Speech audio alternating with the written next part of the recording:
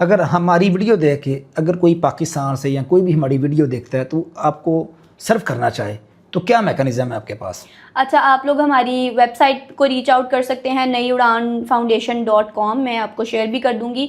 आप एक बच्चे की, अगर एक बच्चे को स्पॉन्सर कर देते हैं ना, तो वो यानी आपका एक वर्चुअल चाइल्ड हो जाता है। यानी आप अपने बच्चों को तो कर रहे हैं सारी चीज़ें, आप एक बच्चा अगर अडॉप्ट कर लेते हैं तो उसके कुछ माहाना उसके अखराजात हैं जो आप उठाते हैं, और फिर आप उसको खाना भी, फिर आप उससे वीडियो कॉल भी कर सकते हैं, आपने आके मिलना चाहते हैं, आप मिल लें उनसे। तो ये वाला हमारा मॉडल है कि अगर हमारे पास 73 ऐसे डोनर्स होते हैं तो हमारे वो 73 स्टूडेंट्स उनके वर्चुअल पेरेंट्स होंगे, जिनका एक कनेक्शन हो जाएगा कि हाँ हम अपने बच्चों को तो कर रहे हैं, लेकिन साथ हम एक ऐसे बच्चे को भी कर रहे हैं जिसको ज़्यादा ज़रूरत थी। बिल्कुल ठीक है, वेरी गुड।